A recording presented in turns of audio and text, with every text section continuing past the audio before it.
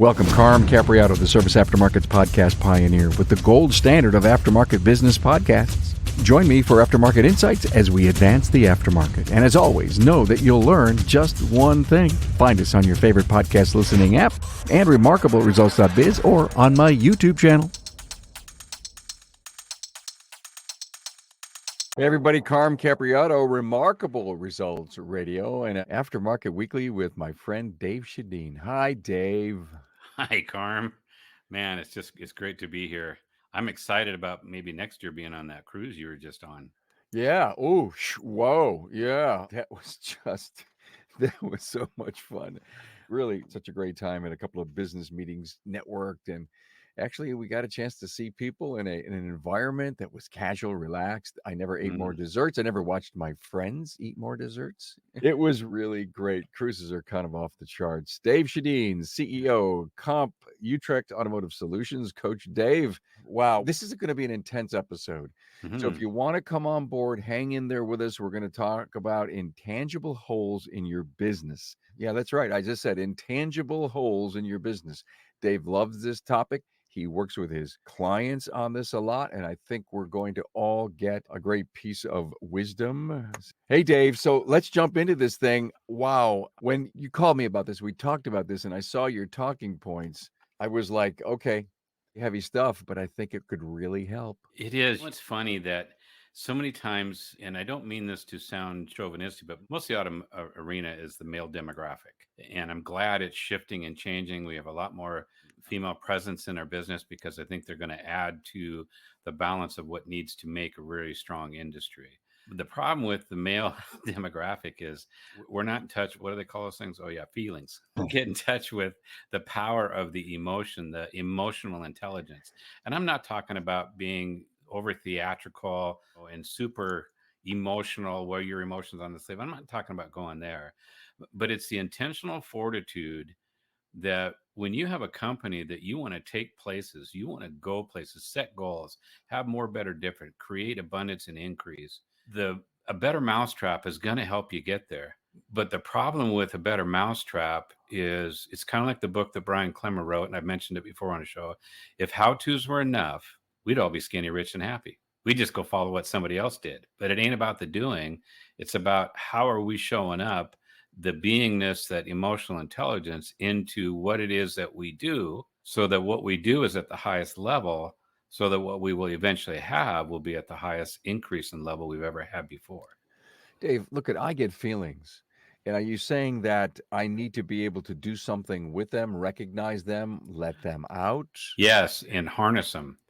Having been in my life, I've seen that most of my constraints revolve around my internal dialogue and thinking on an emotional intelligence level. Every area that my life that didn't go as I wanted, didn't go as planned, it came around something running in me that was limiting how I saw myself, how I viewed the world, how I viewed others, how I viewed preventative maintenance, how I viewed diagnostic, how I viewed CRM, how I viewed everything was based on tape scripts and programs, as I call them, that really a lot of them were created when we're kids.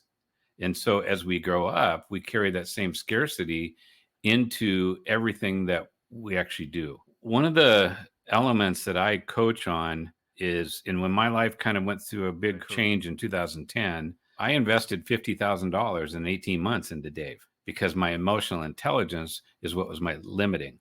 And so inside of that, what I found is that when I really came to grip with changing me, my clients change. And here's the result that it produces is my average client, when I first started coaching back in 2006 to 2010, they were gaining about $204,000 of new GP dollars in 12 months from our coaching and training. Tried and true, proven systems, the better mousetrap, so to speak. And so then some things in life happened to me. In a sense, life kind of blew up, and invested 50 grand into Dave. And next thing, Dave's a different persona. Dave's actually more of his authentic self. Dave doesn't have as many limiting beliefs. Do I still have them? Yep. Am I still working on them? Yep. It's a life journey. And now within 18 months of when I started that journey, now my clients are getting over 300 grand of new GP dollars. Same coaching, same training. Labor rates really didn't go up that much in that time period. And it's like, what changed? Well, I changed. If you went to Apex 2023, then you realize the incredible commitment that Apex has to the service professional shop owner, technician, and service advisor. Joe's Garage is your place to hang out with 10 working bays and real live working conditions. Also, the best tech companies, from tools and repair to management software, had their latest and greatest on display and demonstrated for you. You also attended technical and business management training with the industry's best and brightest trainers, coaches, and teachers. Work is underway to make next year's Apex 2024 have even more product demos, trending training, marketing, and social media support to help you grow your career, sales, and profits. Remember, if you earn your living in the service aftermarket, then Apex is the expo for you. Continue listening, and we'll bring you the latest from Apex 2024. Save the date, November 5th through the 7th, 2024.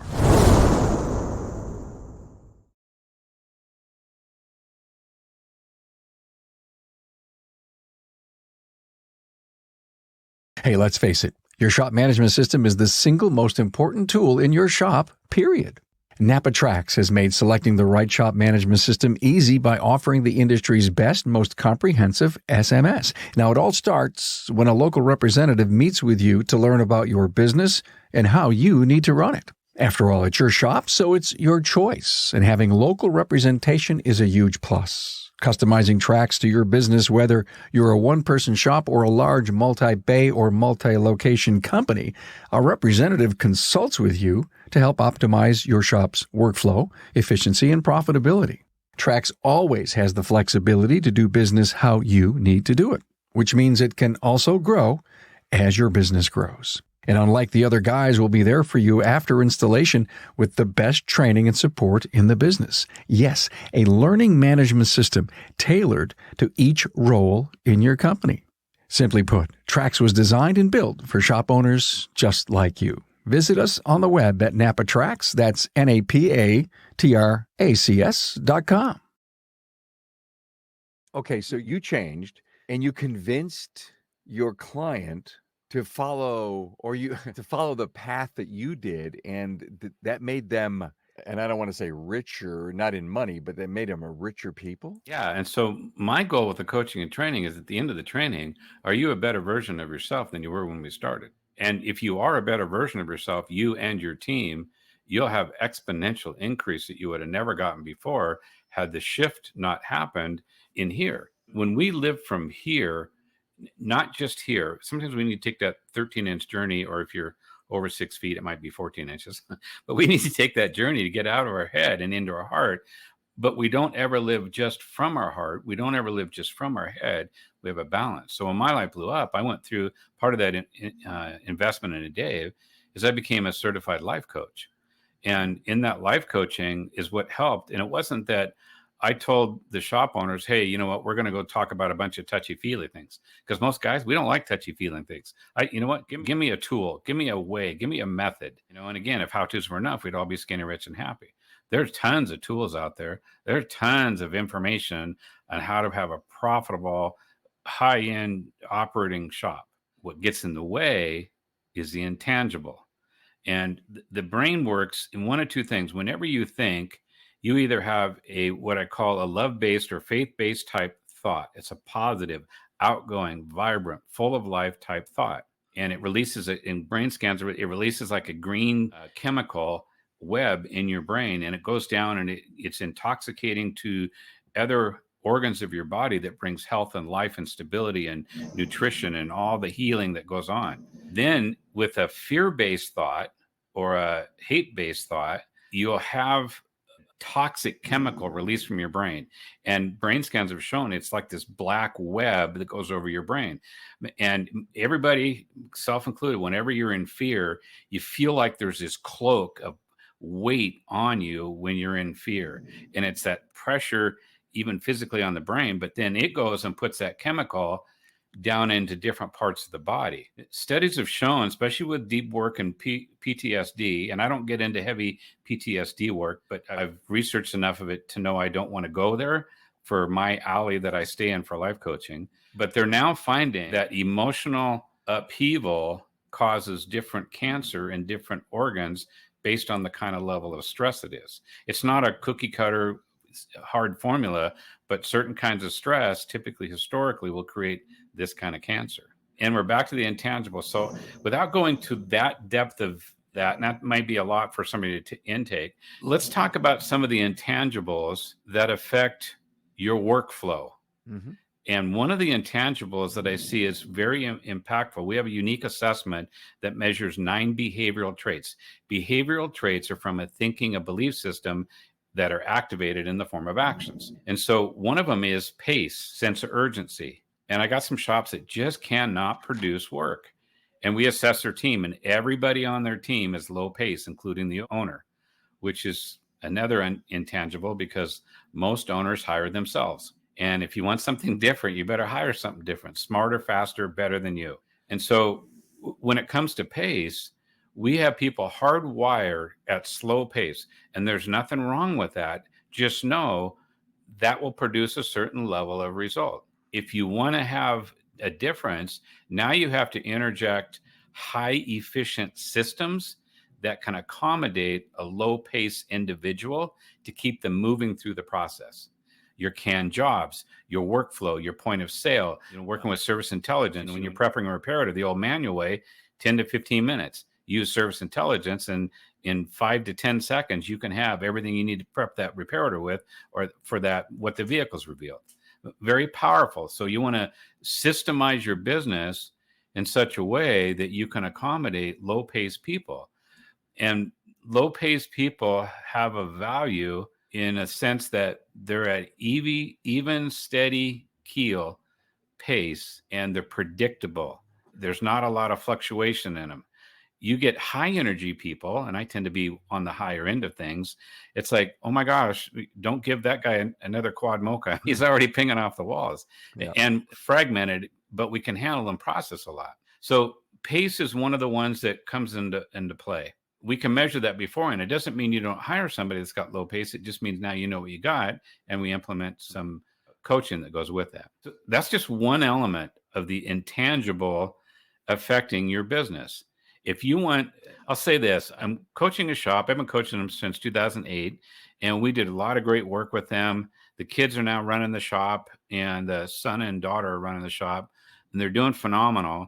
But since I started coaching them in 2008, they stepped away and they used some other coaching.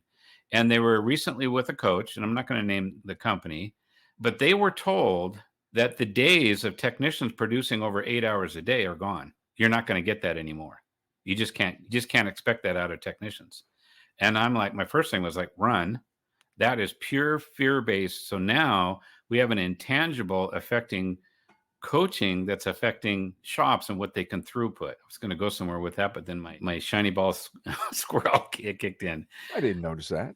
But of the intangible, so really what it comes down to. But Dave, you're talking about the believability when someone tells you this is what you can expect. And if you believe it, and that is going to limit you in some way, if you don't believe that's the case and you can work through it or above it, to your point, you've got to find the people, the systems, the processes to get you there. It's eventually you got to find the people, the process, and the systems to get there. Eventually. It starts with this, and I am still unpacking these words in this order because that's not the order I used to live life by. The order is be, do, and have. See, I used to do things, well, if I just had this system, if I just had better people, if I just had this, then I could do, and then I could be. The problem is I never had things until I did something so I could have something. And when I did do something, I wasn't the full emotional intelligence behind it. So I never operated at the level that actually produced the do at the level that I wanted to have what I wanted. It makes so much sense to me, be, do, have. It does. But you're telling me that we don't necessarily approach it in that order? We don't, because especially, and again, the male demographic, we gain our value. Most guys, we gain our value from what it is that we do. If we can't do anymore, all of a sudden, our self-worth and value, we're in confusion. We don't know what to do. Like when I have shop owners they were a tech. opened up a shop, became a tech advisor, shop foreman, eventually mostly wrote service, then got service advisors, and eventually they worked themselves up into a managerial role. And this is where I find a lot of them really frustrated, and they tank their business so that they have to go back out in the shop because they don't see their value as a manager. They create a situation subconsciously. They have to go back out in the shop to create their own value again so they feel comfortable. It's been said, Brian Clemmer said this, and he's been a mentor in my life who I never met. I was 4 days away from meeting him, and he passed away at a leadership and personal development experience. But he said a phrase that the most addictive drug on this planet, it's not drugs, alcohol, sex, it's none of that. The most addictive drug is comfort zone. And in comfort zone is always kept with an edge of fear, because once you step out of your comfort zone, you had to pierce this veil called fear that holds our comfort zone. And when fear embraces our thinking, we're going to have limited scarcity thinking. When we step outside of our comfort zone, which I found, by the way, to be very uncomfortable on a personal level, but when I step out of it and I keep stepping out of it, now my new 2, 3, 5 steps outside my comfort zone keeps growing. If you think about this, if you ever you stepped outside your comfort zone, you went for a BHAG, big, hairy, audacious goal. It's like when you started the Aftermarket News, the podcast and that, you probably set some pretty good goals, right? I did. Yeah. And then did you hit every one of them? No. So when you didn't hit your goal, how did it make you feel? In a regrouping mode. Yeah. And so where did you go when you hit this uncomfortable, didn't hit my goal? You're outside your comfort zone. Where did you go? Where did I go? I think it pushed me to rethink. It pushed me to realize that I didn't necessarily have enough information to continue to proceed. I mean, I'm an individual. I'm never satisfied. I'm always looking for new things. So in my case, my interesting story is it started with one podcast, then added another, and then added Town Hall Academy, and then added Aftermarket Weekly, and then the 4 Aftermarket Radio Network shows that we currently have. And it was because we had the capabilities and the talent. We just kept adding. Tracy came on. We kept growing without knowing that there could be an end in sight. I guess we had lofty, great goals, and be, do, have. I was always in the be mode, I guess. And I always figured out how I could do. And then ultimately what we have here today is something that I'm still on the doing zone. Well, it's not that we never not do. All three, it's a 3-legged stool we sit on in life. Be, do, have. But we need to start with be, the beingness of who we are, so that we can, again, do at the highest level, have at the highest level. When we step outside our comfort zone and it hurts, it's painful, we didn't hit our goal, we messed up, we didn't communicate something properly. We tried new value words and reasonings on the front counter. We tried this new program and it didn't work our first time. Well, I'm just going to throw the baby out with the bathwater. We didn't. And so we go back into our comfort zone and we do exactly that. Yeah. The key there is we don't go back to our comfort zone. We go back in our comfort zone. We're not on the edge. We keep going back in. And the more you get hurt, the more your comfort zone starts to shrink. And here's kind of a worst case scenario. Most of us, or at least heard about it, know somebody who won't even leave their house. Their comfort zone is so, they don't want to talk to anybody. It's so small, but it didn't start there. That's learned behavior. I kept thinking about the comfort zone and getting back in it. And when you were speaking those words, all I could think of was it was enveloping me all around me. And and then I had you've seen those TV shows, those science fictions where you're trying to push out your comfort zone and your comfort zone keeps pushing back. And then when you give up, you say, oh, okay, I feel pretty good. Maybe it's like comfort food to a point. It's funny. What we do in the holidays here. It's funny you should say that, because part of when I went through my journey and I went to a 9-week seminar workshop, you come together for 3 days and you set BHAGs, big, hairy, audacious goals. You set them in 4 areas of your life: personal, professional, contribution, and self-honoring. So you're having a balanced approach to setting goals. It's not just one. You set one goal, you can become imbalanced, over-focused, and alienate people in your life. But when you have a balanced set of goals for that, one of them was self-honoring. And so here's how the intangible works in sometimes setting goals. So I'd taken clients out to steak dinners before. And while that night I had a steak dinner myself, but I'd never taken Dave out to have a steak dinner and just spent time with Dave. It sounds as awkward as that sounds. Yeah. I dated myself. And so I turned my phone off, not even on vibrate, didn't pull it up on the table, didn't any of that. No notepad, no pen, because I'm always gotten creative thoughts, always writing stuff down, Me and didn't do too. that. Ordered the steak, savored the salad, savored the garlic bread, savored the steak, the twice baked potato. I mean, I savored the whole moment. It was so enriching. And in that moment, I'm like, and being faith-based, it's like, okay, God, who am I? Tell me more about, how do you see me? I want to get myself out of the way. How was I created? What is my purpose? What am I here for? And in the moment, I got to see elements of Dave that I hadn't seen before, even though I've had plenty of quiet times before. It was in the context of self-honoring. So that was awesome. And the next night I go, man, that was so cool. I'm going to go do it again. Went back to the same restaurant, ordered the identical same everything, and it wasn't fulfilling. And that's when I learned the difference between self-honoring and self-indulgence, and that there's a difference from that. Wow. Okay. I get it. I bring that up because most guys, we have an ego. In one sense, we pat ourselves on the back for some things. That's not self-honoring. Self-honoring is to do something that honors the essence of who you are, not the doing that you did. I rocked. I got to 5 hours per reparator. I got all my GPs at goal. And while we want to have those accolades and rewards and the rest of that, from a place of humility and humbleness, which is one of the most gifted character trait strengths you can have, is humility to say, wow, I got stuff out of the way so I could be a better version of me. And now look at the results it produced for my customers, my team, my spouse, my wife, my family, everybody in my life. If I got that stuff out of the way, it's amazing what the impact will be. We just went down a whole bunch of rabbit trails. Well, I hope our audience is keeping up with us. I mean, I sure am. And I think wow. I took a week-long class on EQ a while back, Dave. And to some of the things you're speaking to, the facilitator had me in lockstep with meeting my grandfather, who I adored, who died when I was like 17. Took me back to meet him and rethink what I respected and adored about him and how it made me who I am today.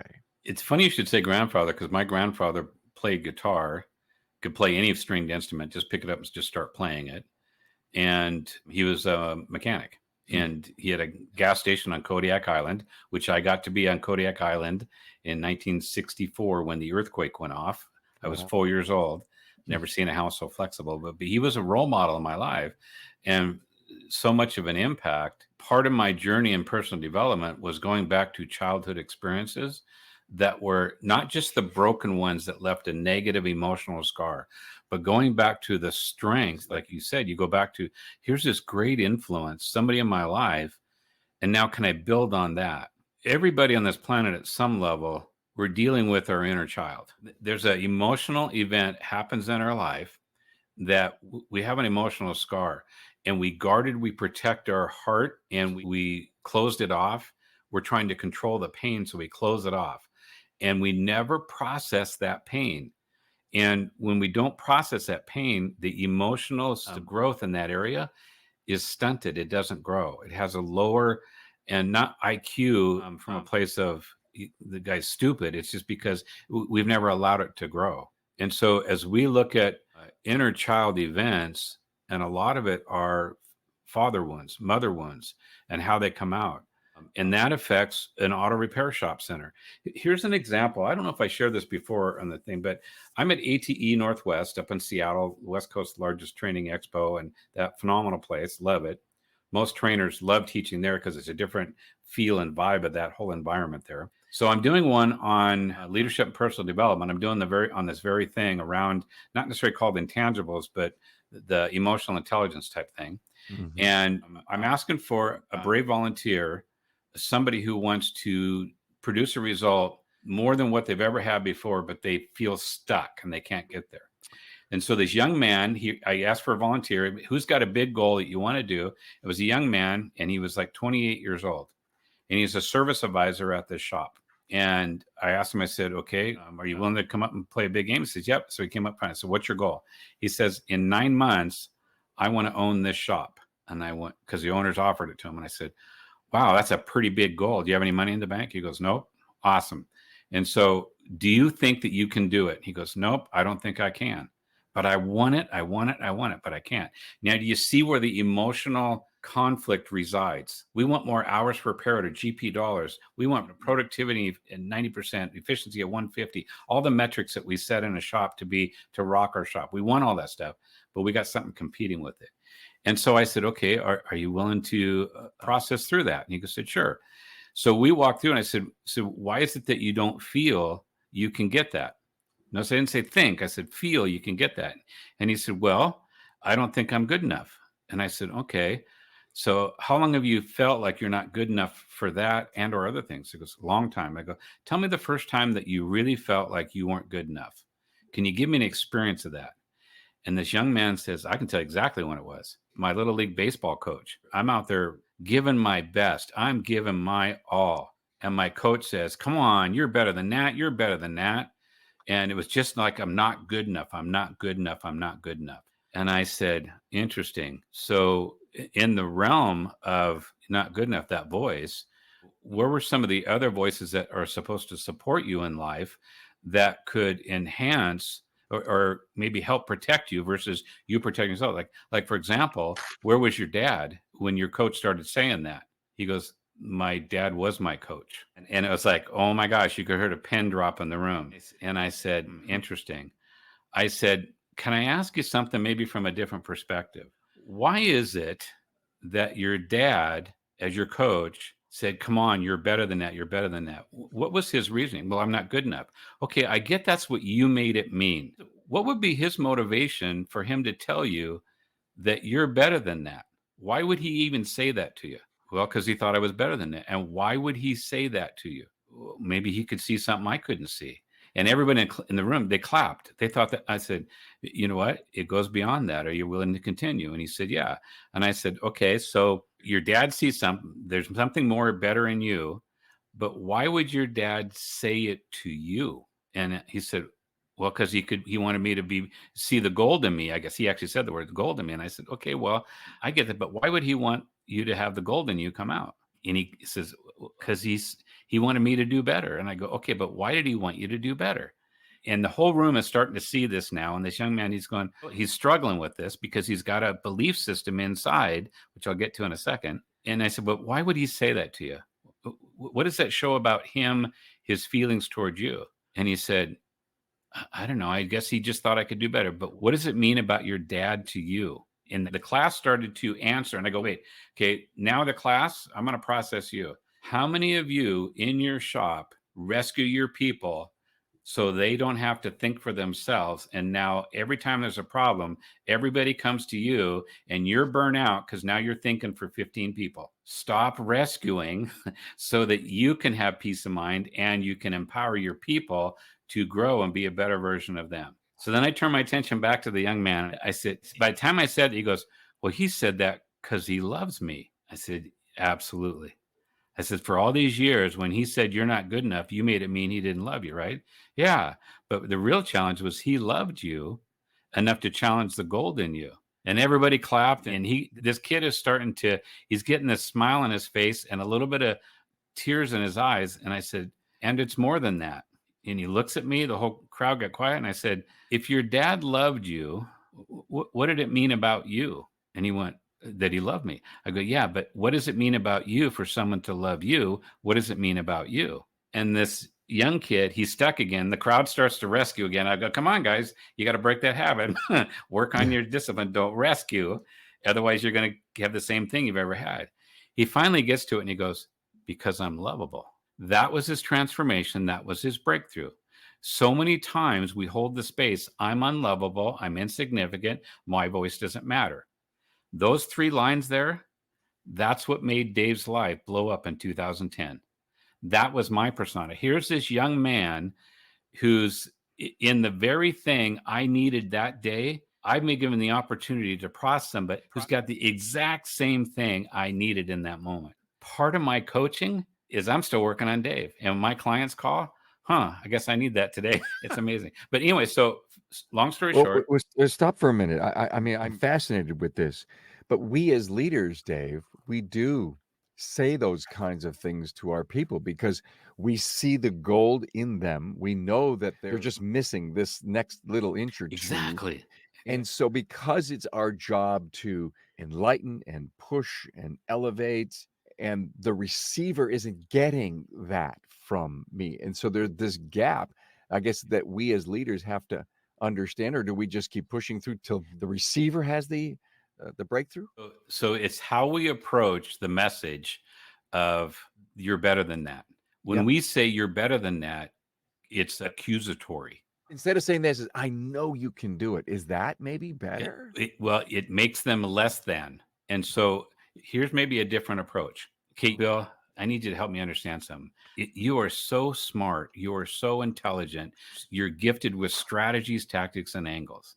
So in this particular goal, how could you have used those to actually go get that goal? What in you that maybe you didn't fully use could have gotten those? Now I'm not attacking any emotional character, intelligent level. I'm asking him to be self-perspective. I'm not leading him into the pointing out the fault he didn't go get, the result he didn't get. And when we say you're better than that, there's more gold in you. I get those statements. I do. And sometimes I even say them, but I'm pointing to in a somewhat secondary accusatory. Come on, you got to let that gold out. What's wrong with you is basically what that message carries. But when I ask the person to then be introspective, for them to go look at the gold inside of them, for them to go discover that, now when they see it, they'll own it. When I point out somebody's a different viewpoint to somebody, they may not get it. That back to the young man's story. So I followed up with him, and in 9 months, he was in process of buying that shop. Yes. He got that out of the way. He came from a place of self-worth, busted through his glass ceiling, and now fear wasn't limiting his life, and lack of self-love is pure fear-based. That's why pricing is lack of self-love. It's fear. Now, that's a huge dots to connect for some people. Some people may have to think about that for a minute, but your labor rate, it's based on your fear. Your LOF pricing, it's based on your fear. I've seen some shops that they're doing things like, oh my gosh, you just challenged my fear. I thought I was living free and not in fear in this area, but you just showed me, wow, I've got a limiting belief there. Oh, Dave, you're wrong. That's my lost leader, Dave. Yeah. Here's our automotive industry #1 fear-based phrase. Oh, I have to be fair market value. It's just fear. It's just fear. But no, Dave, you can price yourself out of the market. You could. But what's market are you looking for? You looking for the bottom feeders? Yeah, you'll price yourself right out of the bottom feeder market. Maybe that you should do that. Maybe you should go to a different market, pull in a different customer. In fact, most shops don't even have their avatar customer. Who is it that I really want? Who is it that I really want playing in the sandbox of life with fun and joy that loves taking care of their car? What kind of customers are those? I think I'm going to go get those kind of cars because they have that kind of customers. I heard a great story the other day about value, setting up a value prop, and we're presenting, we're building trust. We're not talking about price yet, but we're trying to set up all of the factors as to why the individual is going to buy from us, be it legacy or brand new customer. And for someone to say, I see you wear glasses and I know you wouldn't be wearing anything inexpensive and you value what your eyes do for you. You value what your eyes do for you. Like, I think as you will value what we're going to do to your vehicle, the maintenance we're going to put you on. And I don't remember the exact connection there, but when I heard you value your eyes, that just hit me. I'm a glasses wearer. Really important for me to see good. That's just, I'm one of those crazy detail people that has to see every period. So just so you know, Carm, I can see myself using that example. So it's funny that you say that because the passion and excitement of your expression with hand gesture and everything, that is led by emotional intelligence. When we are allowed to connect with our passion, when we are allowed to lead with that, whether it's a diagnostic power steering, whether it's a leadership, it's an onboarding statement to a new prospective employee. How do we lead with passion? How do we lead with emotional intelligence at such a high level that it's intoxicating for other people want to be a better version of themselves? Some of the areas that a lot of shops struggle with, the owners and managers, is they're unapproachable. An unapproachable person is because they're guarding their heart with fear and they're not authentic. And at some level 2, level 10, doesn't matter. At some level, you've got a guarded heart. And when you have a guarded heart, you'll be unapproachable. I heard this phrase once. I'm unpacking it. I'm not going to say it's a truth, but I think there's a truth in it. A broken heart is an open heart. When you truly are broken and you truly hit, in a sense, what a lot of us phrase at rock bottom, when we truly are exhausted of protecting and we just surrender to the moment, it hurts, it sucks, it's terrible. A broken heart is an open heart. Is it good to have a broken heart? Is it good to have a broken heart? It is, if you're surrounded with people who love you. Yeah. If you're alone, it's very tough, very hard. I can see that. I had a broken heart many years ago. First engagement that I ever had. And I found out something that broke my heart, but I did something about it. And I think it was maybe because I did have some good, strong people around me that I got over it. But I was so confident that I was doing the right thing, even though my heart was broken. Life's never been promised that life's fair. There's no promise of that. That phrase is a fear-based thing so we can hide. Life's not fair. Life's ups and downs. We live in a world that has a negative energy in it, a negative context of wanting people to fail. I believe that there's an energy that's going out there, but I believe there's more of not an exact opposite, a more powerful. There's a positiveness that we carry with us. And from faith-based, I believe is my creator. And so inside of that, walking with him daily in a moment where I feel like I am a pile of dog crap. And there are days, even as a life coach, I still got those days, those emotions come up.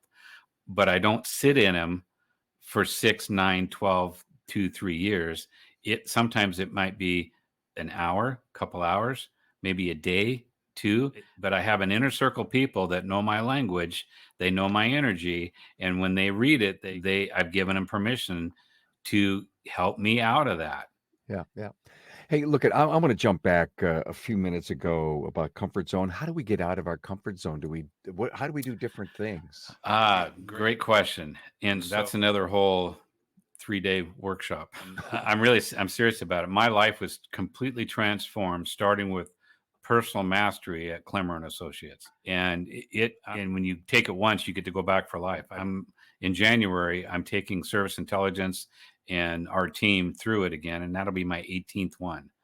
And every time I go through it, I get something more about it, which here's how you get out of your comfort zone. Become a better version of you ongoing all the time, because the better version of you is outside your comfort zone. And when you're committed to you, it's amazing. American Express, this is back in the 70s or 80s, they did a study of what has the best return on investment for your money, hands down.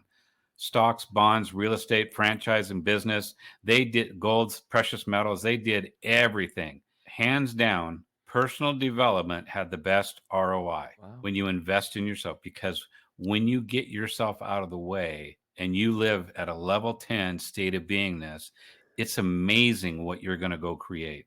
That's how I could take shops from 208,000, thought I was doing good, patted myself on the back, got rid of pride, stepped into humility because my life created the space for me to accept humility. And when I did that, now my clients are getting 300. And currently, the more I'm working on myself, that was 2010. So we're 13 years later. And now my average clients are gaining 439,000 of new GP dollars in 12 months. And I don't say that to pat myself on the back. I say that to say, get yourself out of the way. So it's not the business, it's the person. It is. If how-tos were enough, we'd all be skinny, rich, and happy. Yeah. Oh my gosh. You know how many shop owners have written books of how to have a profitable shop? You know how many coaches out there that teach you how to be profitable? And I can't tell you how many times people have actually been through my high level of coaching. And when they get done, they're stuck. Now they're stuck at a higher level because they didn't fully transform. They didn't fully let go of the things that they need to let go of. And so I coach shops that have been through other coaching. And I encourage, because I don't do a group process, and it's not on my radar for CompuTrek to do a group process at all. But what I will say is that I think you're ready for a group process. I think you now have enough self-worth that you can stand on your own as a shop owner to know, I know what I need to do to create. And now Dave doesn't have all the experiences in the automotive arena. I mean, I've been coaching for 17 years and have, almost 50 years of coaching or of automotive experience, but I haven't experienced everything. So every shop I go to, I gain an experience based on what they've been through and bring that to the coaching. Well, there's times where in group process, when I have my shop and part of Bottom Line Impact Groups, which is now Cecil, the Institute has them, group processes are phenomenal because you have a band of brothers and sisters that can help you when you're in your stuff that can help challenge you. What you want to do is you want to find out the ones that have the highest EQ, join those groups because they'll take you the furthest. Wow. I'm going to try to find a way to wrap this up. And I think you probably got another 7 days of recordings here with me. How about 7 minutes? Can you give me 7 to wrap this thing up? It really comes down to the number one EQ character trait to go focus on is the emotional intelligence of intention. What's your deepest seated commitment? That's what's running your life. Most of us, 99% of our deepest seated commitment is subconscious, unspoken, and we don't know it. Put yourself in an environment where you can do self-discovery. And I would highly suggest when you're going through a self-discovery process, you don't use yourself and your current level of thinking as your tour guide, because you're not going to see the things you need to see. Get a life coach, get a pastor, get a mentor, get somebody in your life, go through personal development. For me, my experience, and I dabbled in a couple of the other really good coaching development companies, but for me, Clemmer and Associates was just one of the most powerful experiences. And I will continue that journey of going back and visiting those workshops, especially when you pay for it, you get to go back for free. You got a staff, but always working on me. Always working on a better version of Dave. And sometimes, you know what? It's 1 step forward, 3 steps backwards. And then the next day, it's 5 steps forward, 2 steps backwards. I'm gaining ground. I'm not about perfection. I'm just about how can I be a more excellent Dave than I was last week, last year. Boy, I think it's incredibly great advice. But if I was struggling and I was listening to this and I was hearing Dave tell me, work on me, what's my next step? What do I do? Well, that's a great question. The first thing is probably pick up a phone and call somebody. Call me, call somebody. If other shops that are really rocking it, call them. How do I work on me? You just Google personal development. You have a plethora of companies that come up for that. Sure. I hate religion. I hate religiosity. But to me, I found so much self-worth and value out of reading the Bible that it shifts and moves and transforms my heart with the words there. When I'm humble and I'm humility and I'm open and I take religiosity off of that, and I realize that in the most part, that's a love letter from God to me. And I get to see his attributes of how I am lovable. The real journey in life is really discovering who it is, who's our authentic self, who are we? And because we've masked and guarded so many times, we can't discover that really by ourselves. There's no doubt that a lot of us need to be coached and mentored and guided. But if someone wanted to take away a DIYer's view of this, what this episode can do for them, I'm going back, correct me if I'm wrong, because I'm not you and I'm not an expert. Yeah. It's the be, do, and have. Be who you are. Be vulnerable. Be open. Open your heart. And then take that. And then there's the do piece, and get out there and do something. Maybe do something different than you've never done before, and then wrap all that up into have. And I don't get the have part in me that deeply right now, but I guess you can't have unless you're being do. Yep. At the highest level, you could wait for success to land it. I'm going to wait for that 90,000 mile services to keep coming to my door so I have success, so I can have GP dollars, so I can go buy my equipment and training, so then I can have a flourishing company. That's just backwards.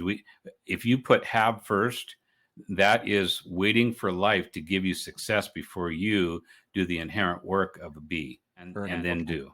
All right. Wow. I would do this. I'm I would. starving for more. I'm starving for more. This could be one of those Rogan podcasts that go on for 4 hours. Here's a do-it-yourself tangible step that they can All right. go get right now. Okay. Leadership and Self-Deception by the Arbinger Institute, followed by The Anatomy of Peace. Read both those books and check in with you, how you show up in that storyline with your own people. Okay, one more time. Give me. We're going to put these books on the books page on the website. Leadership and Self-Deception, the most current edition, I think it's 2018 or newer. Leadership and Self-Deception by the Arbinger Institute. It's partnered with a book called The Anatomy of Peace, and it is Anatomy of Peace. Anatomy of Peace. Okay. I got a shop owner that I recommended this book. It was so impacting to him. He went out and bought like 20, 30 copies of the book and handed it out to all his family and friends and people he knew, that he said, man, I can see people need a breakthrough in this area. It was so passionate about it. It transformed his life. But Anatomy of Peace is a second book? Yeah. And so it's the timeline is read the books, Leadership and Self-Deception first, Anatomy of Peace second. But in reality, the real storyline that are described in the books, Anatomy of Peace actually came first. But you won't get Anatomy of Peace until you read Leadership and Self-Deception first. You get the fullness out of it. Who wrote Anatomy of Peace? Arbinger Institute. Same. Them game. Is it Harbinger or Arbinger? Arbinger. AR. All right. I'm going to put this up on the books page for everyone. Dave, this was heavy. Thank you. I learned a lot. And probably if I was maybe 30 years younger, and I'm not saying that I don't need it now, but I think the longer you're on this world and having gone through your roller coasters of life, I can hear and feel and see so much of what you're talking about that's happened to me over time. Yeah. Wow. And you have to be open, very vulnerable, to be able to listen to somebody like you to help you with the things that you could do to change and be a better leader, be a better dad, a husband, significant other, and all of that. But that piece about you can do better. Wow. Heavy. Good stuff. And I think a lot of stuff we can take away and bring to our life and our business tomorrow. Dave Schedin, CEO of CompuTrek Automotive Solutions, Master Coach, former shop owner, and former Master Tech. Thanks, Carm. Great to be here, man. Thank you, man.